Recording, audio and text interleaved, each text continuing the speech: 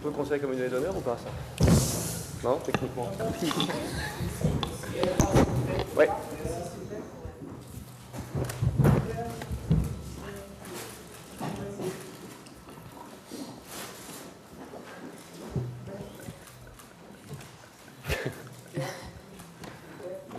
Egunon. Je vais absolument jouer avec le casque. Prentsaurrekoa aurtengo azken prentsaurreko goizeko azken prentsaurrekoari hasiera emango diogu. This is the last day of the film festival, and this is good morning, everyone, and welcome to the press conference that's going to be given by the crew and cast of the film outside the competition, which will be screened this evening in the official section of the 64th edition of the San Sebastian International Film Festival. It's a French-Belgian production called the Odyssey, l'Odyssée in French, and we got the director Jérôme Salle, who's with us, the actors Lambert Wilson and Pierre Nini, and the producer Olivier Delbosque. Let's start. Okay. First question.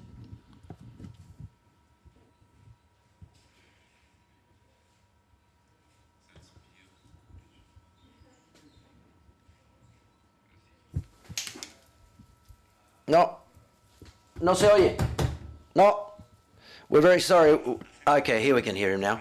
I would like to ask you what drew my attention that Cousteau, it seems, he never,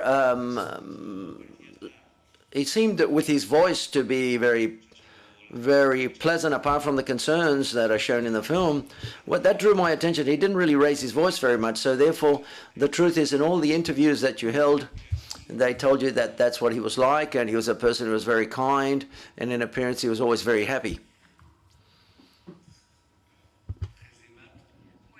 Well, kind, I'm not too sure. If that's the feeling that we've shown on the screen, well, maybe. But what seems to be quite clear is he was a person who, you're right, he never raised his voice very much. He's a guy that played with seduction all around him. And I think the truth is, yes, he didn't really raise his voice very much. But I wouldn't describe him as someone who was very nice or kind. He was very charismatic, nevertheless. He's a person that took his crew and his entire team very far, but sometimes, and as all can also be seen in the film, because I didn't want to hide anything, I just wanted to make a balanced portrait. He was a guy who was very harsh at times with the people around him, and above all with his family. But I'm always surprised, because when I started to work on this film, I said that I wanted to write a film upon Cousteau. There were two groups of people. Those people that thought he was like a demigod, and other people on the other hand thought he was a pig. And there wasn't a midterm, there's a half-half. Shall we say, I wanted to show a man and to portray a balanced portrait. And I wanted to say something. We were with people who worked with him, the people who, the skin diving people the people who went scuba diving with him, and other people who worked with him. Bear in mind his power of seduction, the strength of his look. He looked at you and he could take you all the way to the end of the world. But at the same time, it always said that it was someone who didn't like conflict. When we had to say something negative to anyone, to the people in general, someone had to say it, and it wasn't him. He was weak in that sense, nevertheless, at those times when he encountered difficulties. So therefore, that quite often, his wife, for example, when you had to say farewell to a cameraman or a person who went skin diving with him, for example, it was she who did it. And what he tried to do was to always seduce everyone, men and women. And that's how he was able to convince him to follow him.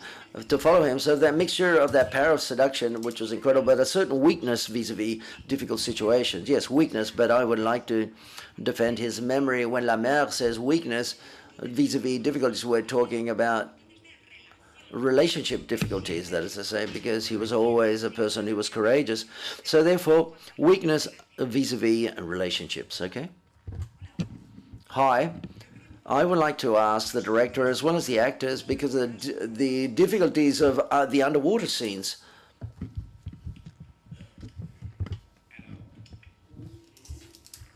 Well, shooting, well, underwater shots, well, the same difficulties that Cousteau encountered 70 years ago. The first difficulty is visibility. When the visibility is poor, it's as if we were shooting on land on a very misty day, or where if there's a lot of fog, it's very difficult to see. And that's the main issue. Another difficulty, which is symbolic vis-a-vis what the film portrays, is to be able to recreate the Mediterranean after the war at the end of the 40s, which is where the film commences. And it seems like a lost paradise. But the fauna that existed then doesn't exist anymore. So from the outset, I said, I'm going to shoot in reserves, natural reserves that still exist in the south of France, but neither of those reserves, the amount of multitude of fish that existed then don't exist anymore. So therefore, in the first part of the film, unfortunately, the fish that we see, we've had to recreate it via IT or technology, IT technology. So therefore, computer technology, it's very similar to what's happened nowadays vis-a-vis biodiversity. And I thought that was also a significant issue, because it made me think about the evolution of our planet that we live on. And I think that those nature reserves were not like that. And that's the only one of the places where we've not been able to respect the rule, that is to say, to make the most natural film possible, avoiding using any special effects. But here we had to use them. And I've had the fortune, I've had two actors who had never done any scuba diving before, but they did train, and it turned out that they were excellent, both of them. And so therefore that was also very important in the film. Do you agree, Pierre? Yes, for me it was a complete discovery, that is to say, to go scuba diving. For example, in a film, we normally talk about a script and dialogues, but for me, the first stage of the dialogue took place in Marseille, in the south of France, when we went scuba diving with Jérôme and Lambert. And so therefore, all of a sudden, I was underwater, which was so particular to be underwater, especially when you discover it for the first time.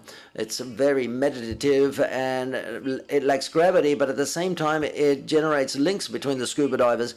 And when I was with Lambert Winsett at sea, we started to establish that relationship between a son and the father, just like Cousteau and his son Philippe. So through that physical encounter, I started to learn to portray my act. And just like Jerome said, for example, he wanted authenticity. He wanted us to go to the Antarctic for real and to scuba dive with true fish, sharks in the Bahamas, and so on and so forth. And so therefore, scuba diving was very important, and we had to do it for real. And now we can say we're very proud to say we are professional scuba divers. Yes, I think we can say that now. Hi. First of all, I would say that Jacques Cousteau, we must thank him for the underwater world, because all of us that are a certain age, we've seen the TV series where we saw that underwater world. But the issue here is, and I imagine the world in the Antarctic, the shoot there must have been quite harsh. And I imagine the learning to scuba dive is not easy at all. I imagine you must, well, you've got to train to do this. You've got to do a training course with all that gear that you need. So it must have been tough. And the Antarctic, I imagine the shoot there was very difficult or harsh, or not?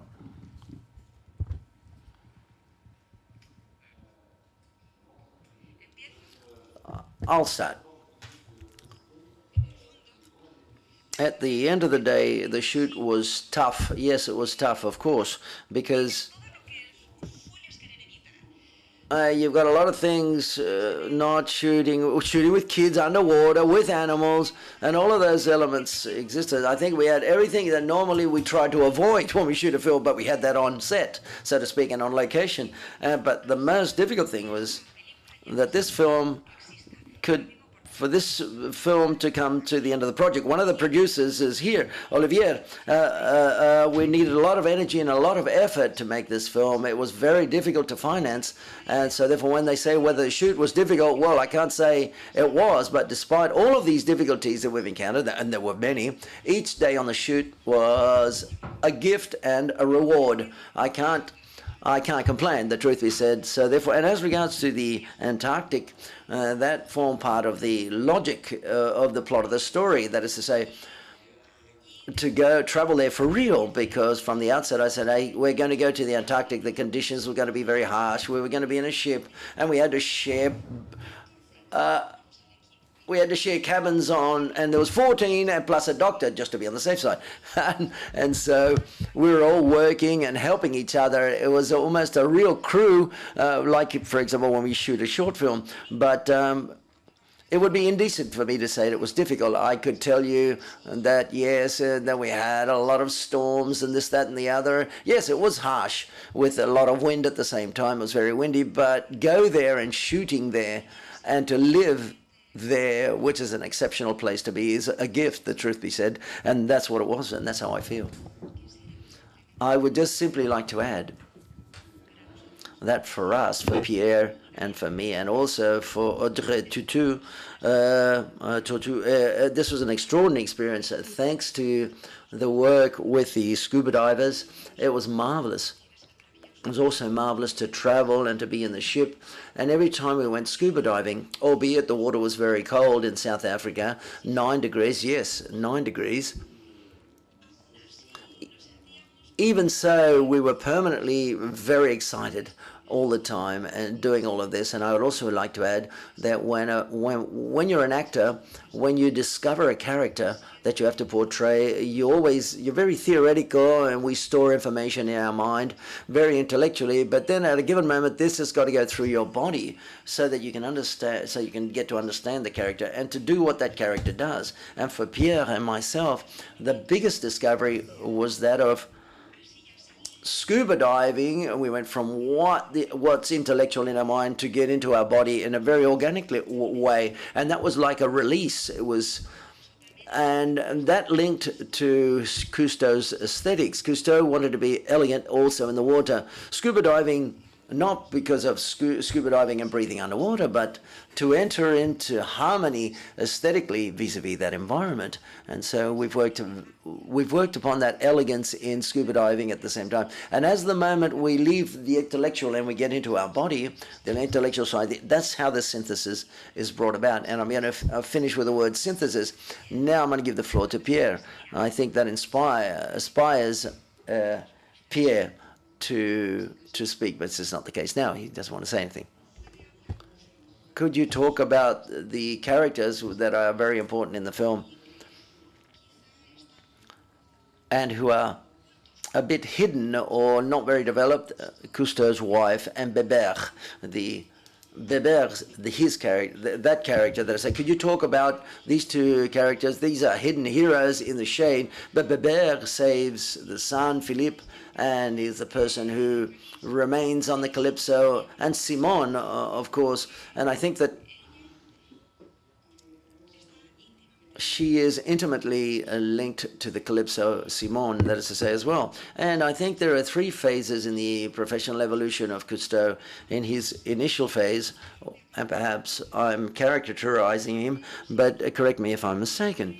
That is to say, I think that in the first phase, we see a character that's linked to the Navy, to oil prospection, and in a deep at the service of knowledge. But then Cousteau becomes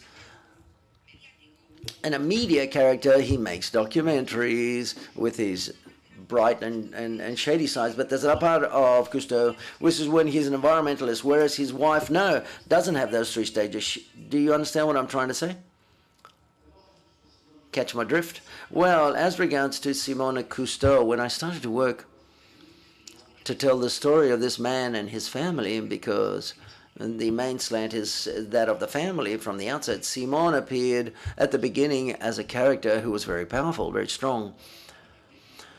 obviously it's the woman behind the great man in this case. And I think what we're telling you is a great love story. It's a bit sad in the second part of his life, and very unfortunate, especially for her, that love story, but a great love story between these two human beings all the way to the end, despite their infidelities and being unfaithful. And despite all of this, I think she was the true sailor. She is wasn't born at the right moment. If she'd have been born 50 years later, she would have been able to realize herself without him. And so she represents that period in where women were realized vis-a-vis or through their husbands or partners, because at that time Simone and women in general didn't have access to, they couldn't be sailors in the Navy. So therefore I think that just like Cousteau, to a certain extent, she represents a certain period of the 20th century. And vis-a-vis the evolution, yes, you're right, she remains immutable and faithful to herself, whereas Cousteau always continued to progress and evolve, depending upon that period of time. But what I like about the story of this man is that he represents the evolution of man, of the man vis-a-vis nature in the 20th century. He was born in 1910, and when he was born there wasn't electricity. That's why in the film quite often you see him playing with electricity. Imagine a 5-year-old child when electricity came to his town when he was a kid, or a village, to what extent he was interested in that technical side of things. So he was a man of his time, but he was faithful, completely faithful. He had a blind faith in progress and advancement, and slowly but surely that spirit of conquest and controlling nature by mankind was going to fail, and mankind becomes a super predator, and we have to change direction. And instead of conquering and exploiting, we've got to start to protect the environment. This doesn't mean that if someone wanted to stop progress, no, not a lot. Cousteau is a man in movement, a man who knows that you can't stop time, that you can't stop things happening, but at a given moment he knows that that perpetual movement can't get lost. We've got to direct it the right way so we don't destroy everything. Vis-a-vis Bébert, I was quite fortunate to meet him before he died, because it took a long time to make this film. He's a great scuba diver and a very fascinating man, a man that has been in all the stages of Cousteau's life. And just like Simone, it's true, remains immutable, and he doesn't change throughout the entire film. So very faithful to Cousteau. He was Cousteau's right hand, a man who was very moving and very simple. It was great. I was very fortunate to meet him, and I feel very proud to how he's portrayed in the film, and the actor portrays him. I think he does an excellent job. Hi, good morning. I feel very happy. I saw the film yesterday, and I grew up with Titine and with Jules Verne, reading Jules Verne and Amélie. And I've fallen in love once again with something of my childhood after having seen your film. That's what I mean. And I would like to talk about the pace of the film. For me, it's a pace which is marvelous, because it starts with a very slow pace at the beginning, and then progressively it picks up speed. So, but at the end of the film, well, I don't want to spoil anything. I don't want to make it I don't want what I say to be a spoiler. But this adaptation of the character of Lambert Wilson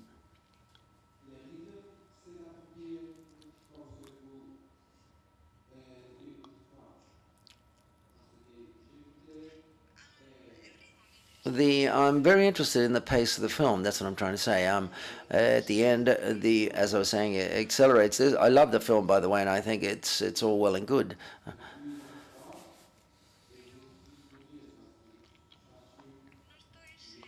But I'm not too sure.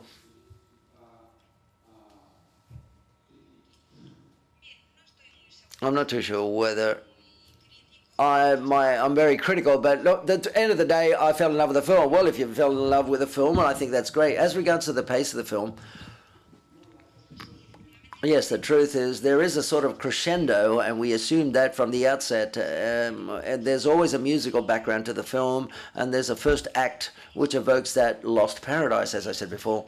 In the biopics, there's always a classical construction in the process where they say the people that have an incredible life. First of all, we suppose they have a trauma, they undergo a trauma, they reconstruct, they become famous, and then they collapse, and then they start to fly again. But I don't want to talk about his traumatic situation. There weren't any trauma or traumatic situations in his youth, but I did want to talk about that lost paradise that man. Because of his curiosity, he destructed. He represents Western man with his defects and his good qualities, with that desire of always continuously progressing. He's not happy with what he's got at hand. And even in certain moments, he destroys a certain balance and equilibrium. And that represents the Western world in the 20th century from the cinematographic point of view. That's very slow, the pace at the beginning, and then it accelerates progressively. And it seemed, I thought this was necessary. And the emotion that we feel at the end of the film is built with that pleasure that we feel by seeing that family at the beginning. Yes, this is something that I've undertaken. I hope I've answered your question. Good. Well, that's great.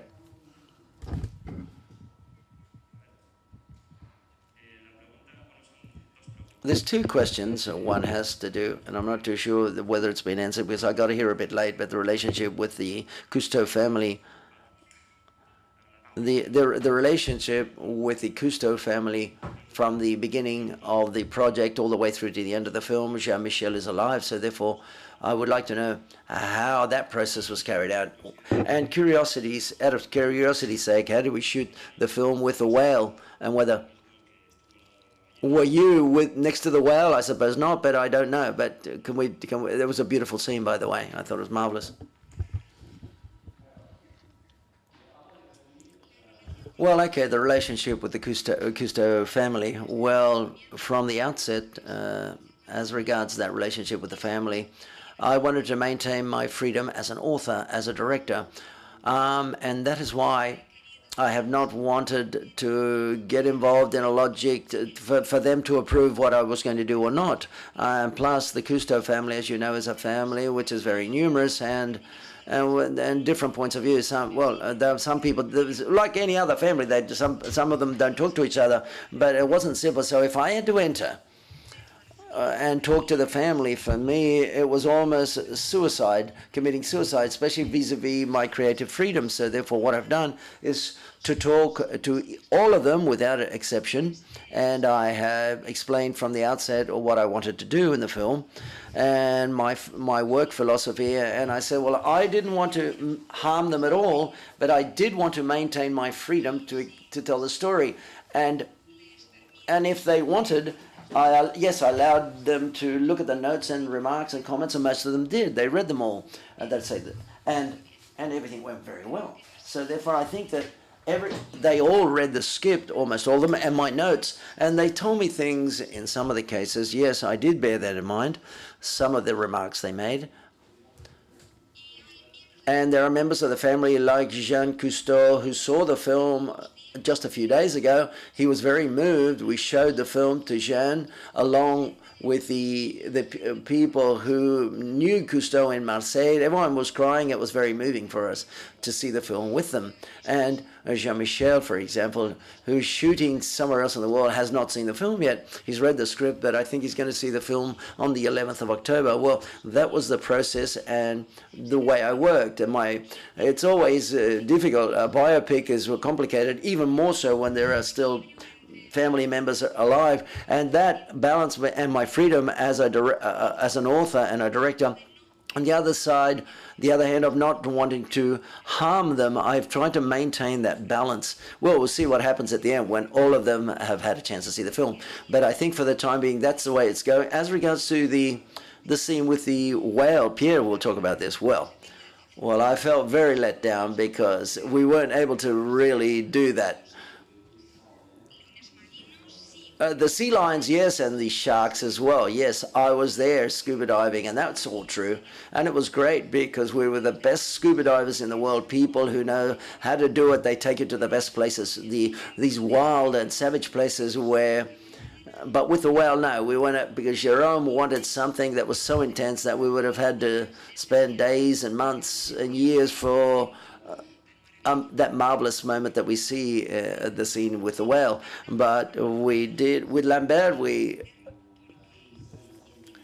Lambert, we did do the scene in which Cousteau and his son, they bring their head out of the water after discovering those houses, underwater houses, and then simply we had to put our heads out of the water, and it was at night, and around us there were scuba divers who were verifying whether there were sharks around us. And South Africa, that's the moment when they usually appear at the end of the day, and there was a lot of excitement in the middle of the ocean in South Africa, and all of a sudden, while we were a whale came out 10 meters away from us when we were shooting that scene, and he made a big noise, and we all turned around, and there were two little boats, one with the scuba divers and the cameras with Jerome, and it was an incredible moment in the shoot.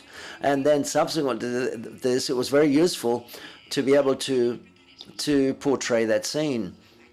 And the whale came out of the water, and it started to swim around us, and then there was another whale, and at a given moment, all of a sudden, after half an hour, after being completely fascinated by them, you can't see that, but there was a moment where we did see two whales next to us. So therefore there were a lot of incredible moments that nourished and fed our imaginations to be able to portray certain scenes. In this case, we were lucky enough to see them. And to finish and to complete what he was just saying, I would like to say that the shark sequence, that forms part of everything that we've tried to do. For real, that sequence is completely real. And Pierre, we shot it in the Bahamas for 2 weeks. Pierre came along, he scuba dove with the sharks, and that's all true. And they said we tried to be, we wanted to be realistic, but the problem with, as Pierre says, is with whales, it's very difficult to see them to start off with, and otherwise we would have said no to François Orzon and all the people that he's been shooting, waiting for the whale to turn up to do that scene. So therefore, honestly, we couldn't have him waiting for months and months to shoot the scene with the whale. Thank you very much, everyone, for your attention and for attending.